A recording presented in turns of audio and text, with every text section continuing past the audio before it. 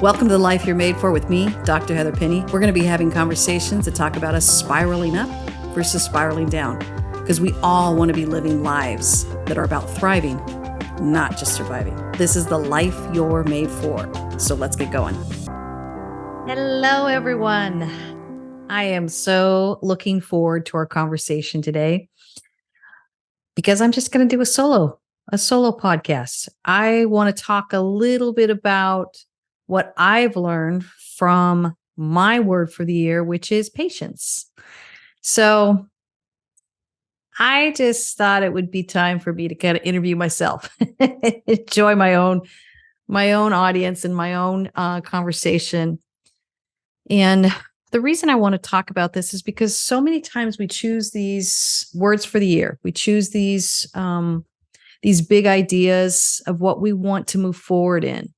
But what we don't do is we don't stop and evaluate how these words for the year are impacting us or teaching us. So it's the fall season, and I've had this word for at least, 6-7 months here. And my word is patience.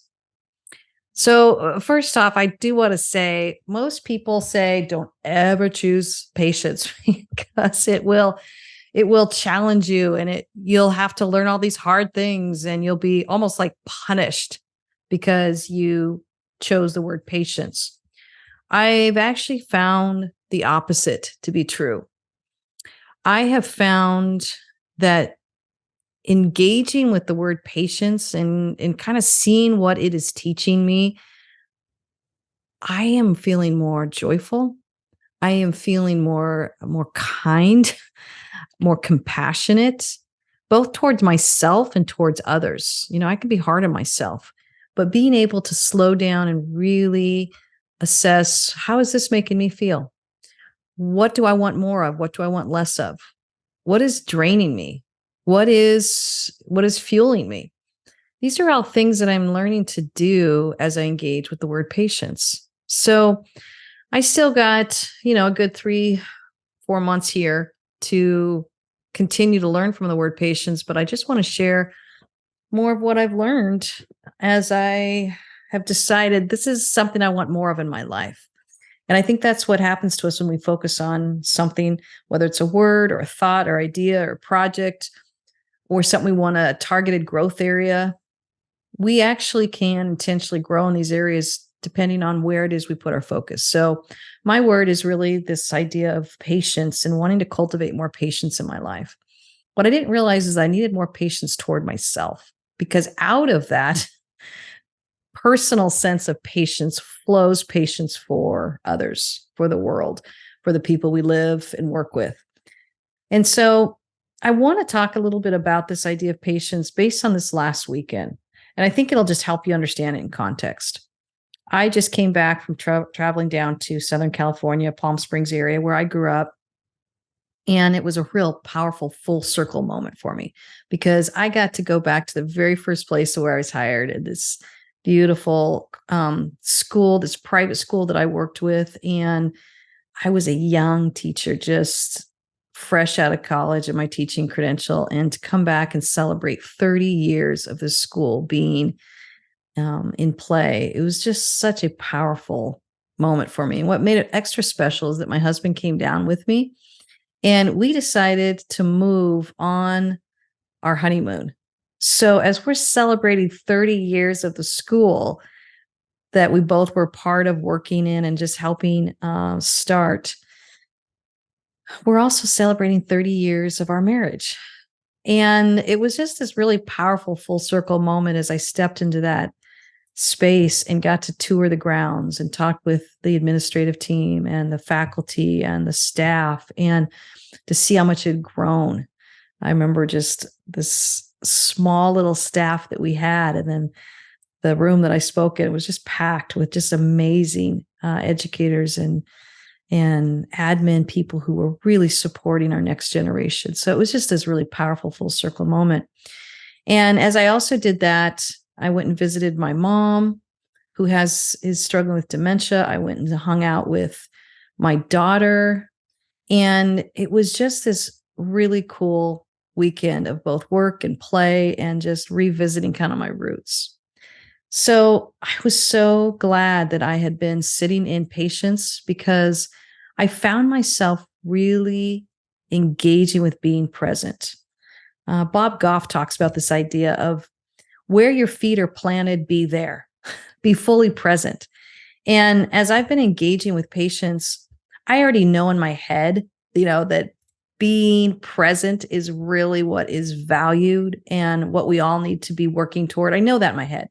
How does that translate down into my heart? How does that help me stay in that space of being present? I mean, what does that really look like? For me, it's really being aware of the fact the moment I start thinking too much about my past, it pulls me out of the present, worrying about maybe what I did or didn't do, or I could found myself, it was 30 years ago where was working in this space and going, was I a good teacher? Did I do well? Is there someone that has maybe a complaint about me or anything that I'm dealing with?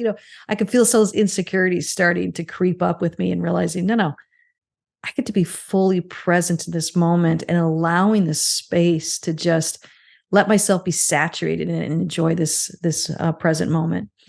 And then it was this idea too that the future can rob us of being present and worrying about, well, what's next? Anything from where I'm supposed to be tomorrow, or moving into not being able to maybe enjoy the tour around the school because I had to speak later that afternoon. It could be just the future as in a couple hours from now, or it could be the future as in a couple weeks, months, or years from now.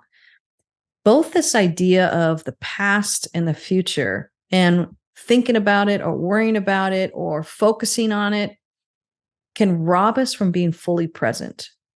And I didn't realize how much I was doing that. So as I'm engaging more with this patience with myself, I find myself going, stay present, stay fully present. Your mind is starting to drift on worrying about something in the past. Oops, your mind is starting to drift about worrying about something in the future.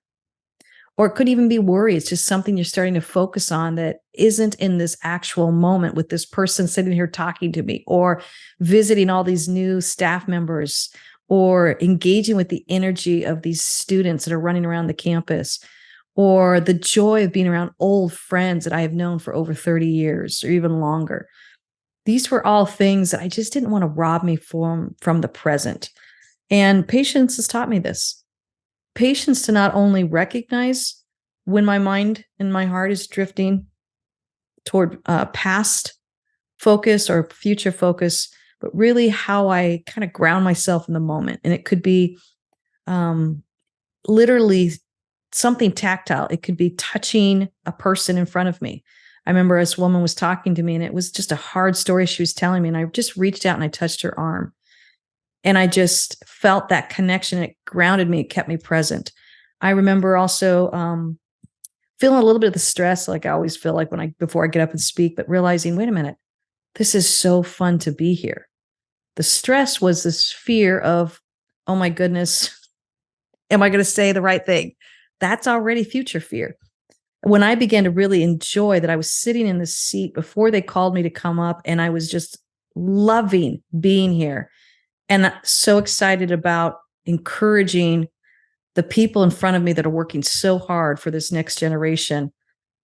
I could feel myself just get more excited and be fully grounded in the present. Sometimes it's just even very tactile of maybe carrying a stone with you in your pocket. I know that sounds funny or silly, but sometimes I put my hand in my pocket and I would feel this stone that I picked up from a place or a space where I wanted to remember. And sometimes I'll carry little things like that around with me. Sometimes it's even just holding a pencil in my hand. Sometimes it's taking a drink of water. These are things that can kind of ground me and keep me in the present. And there's just a tiny little switch that goes off in my brain that says, wait a minute, stay present, stay present. Take a sip of water, touch that person's arm, reach in your pocket and grab your little trinket. Hold your pencil. Write something down that person's saying because it's so powerful. These are things that really ground me in the presence. And I think as I started moving into all these different spaces, I moved into another space of just hanging out with friends that I've been, oh man, we go way back. I think I was 12 years old when I met them. So we're talking decades and decades, and being able to just stay at their house and enjoy them and listen to them and talk to them. It just made me so joyful that I could be in that present moment and picking up right where we left off. It was years since I've seen them, and we've all been busy and doing great things. And just being able to sit and listen to the stories, boy, that was just so powerful to be fully present in that moment. And then hanging out with my dear aging mother, who's just so sweet and loving, but struggling with her memory. Man, I love the hours I just got to sit and listen to her long-term memory that is so rich, and the gratitude that she has in spite of some of her circumstances that she's facing right now was just so powerful to be able to be fully present. I can already feel the pull as her daughter worrying about her future. Heck, worried about my own future, right? Sometimes we see our parents aging and we go, oh my goodness, what am I going to be like at 85? And going, no, none of that is something I want to be pulled into. In this moment, we are all being cared for. In this moment, it is beautiful. In this moment, we are laughing. In this moment, I am getting to engage with my mother in a way I've never been able to engage with. Just sheer joy and love for one another without all the different challenges or barriers that sometimes was in between our relationship. What a full circle moment to be able to just sit in that and be saturated in that. Not think about past stories or hard, challenging things that might have come up between us, and not worrying about the future of how this is all going to end or what's next, but to be able to stay fully present in that moment is allowing me to look forward to that next moment where I can be fully present and enjoying where I'm at with all of that was just so powerful. I think the second piece is really learning how to slow down. Patience has taught me how to slow down. And as I'm slowing down, I'm hearing myself better and I'm hearing others better. I'm hearing what is important to me, what I value, what I like, what I don't like, what brings me energy, what doesn't. I'm able to stay into that conversation with myself to listen. And as I'm doing that, I'm finding myself doing it with those I care about. I had the privilege of traveling with my husband this weekend, and he was just my favorite friend and really just adventurer. And honestly, he does so much for me to help organize things behind the scenes so that I can feel successful to show up some of these spaces. So whenever he gets to come with me, I just really feel spoiled and I enjoy that. And it allows me to stay more present. It allows me to slow down. But I'm realizing patience requires this time. Patience doesn't like to be rushed. Patience says you got to slow down to listen to yourself. And then you got to slow down to understand what you need. And you got to slow down to love yourself better. But out of that flows this deep connection with others. And ultimately, this deep connection, my faith is important to me, my deep connection with my creator. So I'm getting to get in touch with even just that divine presence in my life that I believe is influencing me and leading me and guiding me. This all comes from slowing down. And this is what patience is teaching me. My daughter also surprised me. I always joke that she finds out where I'm speaking and shows up, and I see her there in the front row. And it's just the cutest thing. So I adore my daughter. And I'm sure my son would come too, but he's traveling abroad and he's over in Switzerland, and he has showed up for some of my most important events. It's been so fun having him there. But to see my daughter just surprise me and come in, and she's an hour away from her university, and found out where I was and showed up like just right when I went on to speak. And just patience has taught me to enjoy every single moment around that, and being able to enjoy when all that timing comes together, and allowing myself to slow down to enjoy that, and allow myself to just enjoy the presence of my daughter there, and course, I got to hang out with her a little bit, and she wanted me to go to meet all of her friends. She goes to this amazing church, and so she wanted me to join her at church, and being able to slow down long enough to say, "Yes, I have Sunday totally free. I would love to join you." And stepping into that space with her and meeting all of these people that she loves and that loves her, man, that was so much joy. And I was just so grateful that patience has taught me to slow down more, extend my trip for a couple more days, and go enjoy my daughter and where she is living and join her world. I got to also take her out shopping and help her buy all her new wardrobe for just moving into adulting and going into grad school and interviewing. And she just needed some adult clothes, you know? I had so much fun with that. Patience is teaching me to be fully present and to slow down and grab onto these opportunities that are coming my way. And as I'm aging, I'm realizing the time is the most precious commodity I have. I don't want to be rushing through life or pushing through in a way that is keeping me wound up or booked so tightly that I have no margin time to either enjoy the people I love or even just to give myself a breather. And it kind of leads me to this last third point of just doing less. We did have a very tightly packed weekend because I was trying to get as much in as possible. And as I was leaving one event, I turned to my husband and I said, I can't go to this next event without a little bit of margin. And of course, he knows me so well. And he said, perfect. I know exactly what to do. So we zipped over to a restaurant, just sat down, had a little appetizer and a drink, and just relaxed and connected with just all the powerful things that was happening around us. And he even surprised me, took me to the place where we had gotten engaged. And it was just this gorgeous country club out there in Palm Springs area. And boy, the rush of memories that came back, the surprise I had of walking in and seeing my family and his family and him getting down on one knee and being able just to enjoy that memory and true confessions. Here's my big moment. Keep in mind, I'm only 23. Okay. But my big moment, I'm getting asked to be married, and every girl's dream of how a man's going to get down on one knee. And Darren did it up so well. He had my whole family there, his whole family there. You know, there was just, gosh, 20 plus people all there just ready to celebrate us. And I was a little overwhelmed. He gets down on one knee and says this beautiful speech. I can't even remember what it says, but I just remember looking at the diamond he's holding and him being on one knee and realizing this is happening. And all I could say is, yeah.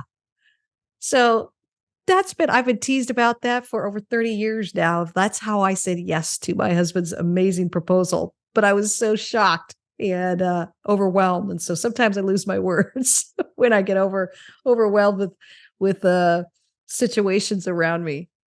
And so I think just being able to step into some of those memories, oh my gosh, just enjoy the life that I have lived and the people that I have gotten to do life with.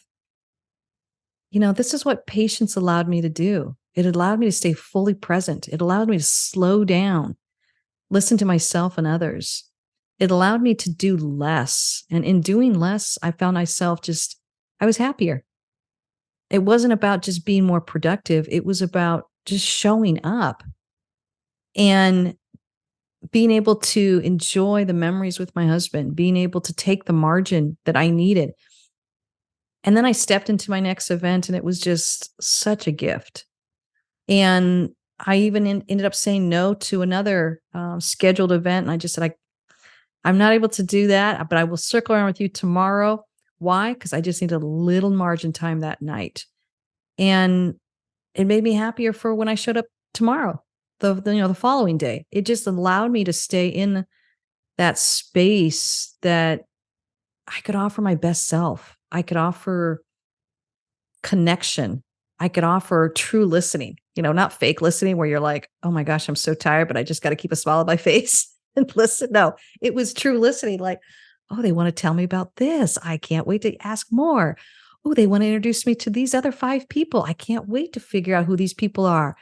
Oh, they want to, bring me along and talk to me about this project they're doing. These are all things I'm able to do because I'm showing up a little bit more rested. I'm doing less and I'm giving myself more margin time. So, these are some of my thoughts on patience and what it's taught me. And I just thought I'd like to just slow down and share a little bit with you because when we allow our words for the year, we ask, "Hey, what's that word teaching me?" I'm always amazed. I don't think it's ever taught me what I thought it was going to teach me.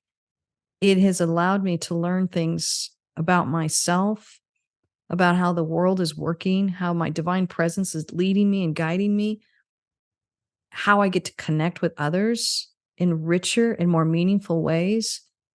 And I realize all these to do lists, all the things that we might be buying or bringing into our lives, these are all just things that complicate what we truly want.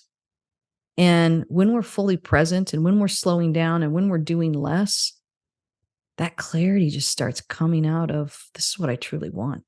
I want deep, rich connections with lifelong friends. I want to honor those lifelong friends. I want deep connections with my husband and friend of over 30 years. And I want to have a lot of fun with him, which he's a very fun guy, those of you who know him. I want to enjoy my sweet daughter who's making space for me in her weekend and who chose to even just show up and surprise me where I was at. I want to enjoy her world. I want to enjoy my son's world. I'm getting ready to go travel over there and join him in Europe. I want all of that. I don't want more things. I don't want more to-do lists. Patience is teaching me what I truly want. I want to enjoy my aging mother, who I don't know how has much longer with us. I don't know. We never know, right? And I saw the aging on her. But boy, I saw the joy with her. And I saw the joy and light in her eyes that she got to connect with her daughter. I was so grateful. I was not only there and took the time to be there, but I was able to be fully present. I was able to engage with her aging and where she's at, and really her true spirit of who she is as a person. Uh, I think I would have missed that if I had just put that on my to-do list to just drop by and see that. No, to be fully present with her in that space was such a gift to me. So, as we wrap up, here's the question I ask a lot of my guests. So I ask all my guests this. What are some of your morning rituals? And I think that's what I want to share with you. And I think it's cultivated patience in my life. Some of my morning rituals are really just first waking up and hydrating myself. Man, there's something about lemon water in the morning that just helps me start getting in touch with my humanness, my body and what it needs. I don't realize how thirsty I am, I think, overnight. So just hydration is so important to me. And as I'm hydrating, I'm already thinking about what do I want to step into? What thoughts do I want to engage with? Is it come from a book? Does it come from meditation? Does it come from a podcast? Does it come from a conversation with my husband? Sometimes we enjoy some of our morning time. Is it a space where I want to move my body and take a walk or do some yoga and do some stretching, do some cardio, do some weightlifting? I'm really conscious of what does my mind, body, heart, and spirit really need? And giving myself a good hour or more in the morning to just pay attention to that. Because I'd been traveling so much this last weekend, this morning I just felt that incredible bliss of being home. And you've been out and you're just like, oh, I love my home. I love my space. I love my bed.